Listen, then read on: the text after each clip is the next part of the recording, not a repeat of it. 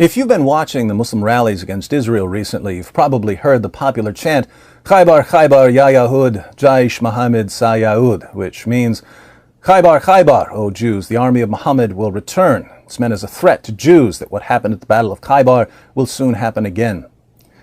Muslims who chant Khaibar, Khaibar, ya Yahud apparently don't know much about the Battle of Khaibar. They might have a vague notion that it was some sort of military victory over a Jewish community, but if Muslims actually knew what happened at Khaibar, I don't think they would ever bring it up as a threat. It was, after all, the most embarrassing event in Islamic history, and in the next few minutes, you'll understand why. Khaibar is an oasis in Arabia, a little north of Medina, and in the 7th century there was an important Jewish settlement there. One day, as Jewish farmers were heading to the field to tend their date palms, Muhammad's army rushed in and attacked. Muslims killed those who tried to defend themselves, they seized the settlement, and they took the women captive as sex slaves. Some of the Jews who surrendered were allowed to remain on the land as dhimmis, subjugated people who are required to acknowledge their inferior status by paying jizya, tribute money. The Jews who remained in Khaibar had to give 50% of their annual crops to Muslims. After the battle, Muhammad learned that a man named Kanana knew where some money was hidden, so he ordered his followers to torture the man until he revealed the location of the money. They lit a fire on Kanana's chest and eventually killed him. Kanana had a new bride named Safiya. When the sex slaves were divided up, Safiya was chosen by a Muslim named Diha. But Muhammad heard about how beautiful she was, so he decided to marry her. Let's read about what happened when Muhammad took Safiya to his tent to have sex with her. While the Prophet was lying with Safiya, Abu Ayyub stayed the night at his door. When he saw the Prophet in the morning, he said, Allahu Akbar! He had a sword with him. He said to the Prophet, O Messenger of Allah, this young woman had just been married, and you killed her father, her brother, and her husband, so I did not trust her not to harm you. The Prophet laughed and said, Good. Abu Ayyub was smart, wasn't he? Muhammad, you just killed this woman's father, brother, and husband. I was worried that she might try to kill you, so I stood guard all night. Smart? Smart. Abu Ayyub was definitely smarter than Muhammad. Why do I say that? Well, after the Battle of Khaibar, a Jewish woman offered to cook dinner for Muhammad and some of his companions. The woman had almost the same story as Safiya. Her father, uncle, and husband had all been killed by Muslims.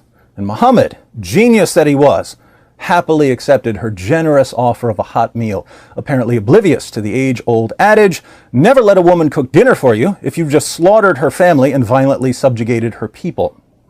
That one went right over Muhammad's head, so he sat down for dinner with his companions. Here's what happened, according to Sunan Abu Dawud 4498. A Jewess presented Muhammad at Khaibar a roasted sheep, which she had poisoned. The apostle of Allah ate of it, and the people also ate.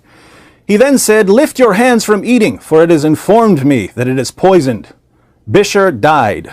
So he, the Prophet, sent for the Jewess and said to her, What motivated you to do the work you have done? She said, If you were a prophet, it would not harm you, but if you were a king, I would rid the people from you. The apostle of Allah then ordered regarding her, and she was killed.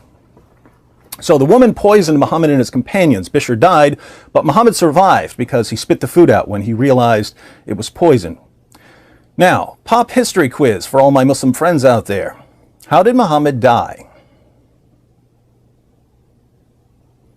You may have heard that 3 years or so after the Battle of Khaibar, he got sick. In fact, he got so sick, his companions had to drag him around with his feet dangling behind him like Weekend at Bernie's. Sahih al-Bukhari, 2588. Aisha said, when the Prophet became sick and his condition became serious, he requested his wives to allow him to be treated in my house, and they allowed him. He came out leaning on 2 men while his feet were dragging on the ground. Muhammad was in such agony that Aisha could say years later that she had never seen anyone experience that much pain. Sunan ibn Majah, 1622. Aisha said, I never saw anyone suffer more pain than the Messenger of Allah. So, what was the sickness? Pneumonia? Cancer? Bird flu? What was it? Your Prophet told us exactly what it was. Sahih al-Bukhari, 4428. The Prophet, in his ailment in which he died, used to say, O Aisha, I still feel the pain caused by the food I ate at Khaibar, and at this time I feel as if my aorta is being cut from that poison. What killed Muhammad? According to the man himself, it was the poison he swallowed at Khaibar.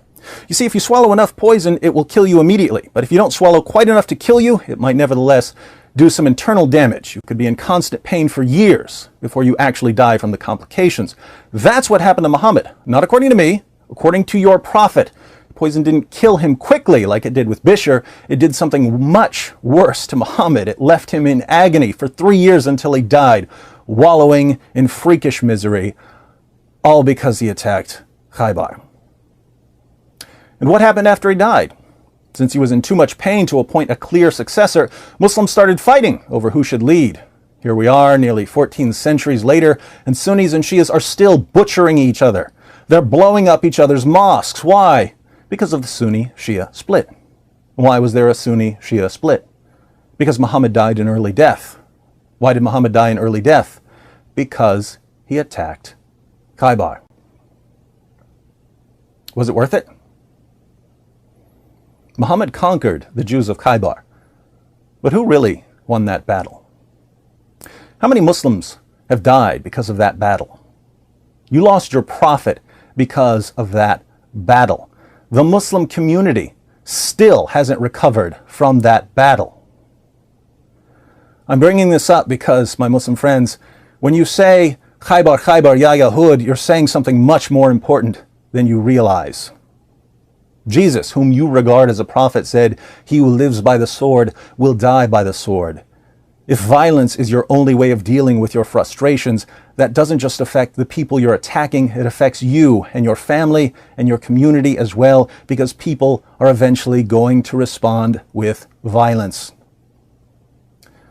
Groups like Hamas know this. They want the violent response. They hide behind Muslim children in order to get the Muslim children killed. And for what purpose? Social media campaign against Israel? A Muslim child's life to Hamas is less valuable than a tweet. Absolutely sickening. But most of you Muslims out there are better than that. You're better than Hamas. I'll be honest, you're better than your prophet, much better than your prophet. You may believe that you have to condemn Jews just because Muhammad did, but you don't.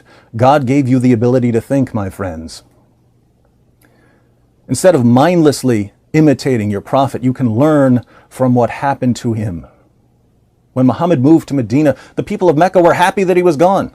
Muhammad could have lived the rest of his life in peace. Instead, he chose to attack the Meccan caravans. He chose to live by the sword. And this eventually led to war.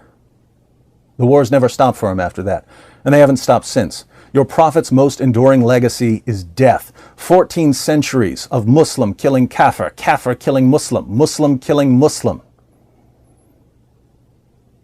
Muhammad is a wonderful example for all of us, not of how to live, but of how not to live. He's the anti-prophet. I invite all of you Muslims out there not to follow him down the path of violence and to leave Israel alone so that children in Gaza and the West Bank can grow up knowing that they are more than shields for terrorists. But for those of you who want to continue the cycle of bloodshed, for those of you who won't be satisfied until Israel is reduced to a pile of rubble, all I can say is, remember Khaibar. Your prophet himself couldn't escape the consequences of his killings. Khaibar, Khaibar, ya Muslimin. Halak Muhammad da yaqeen.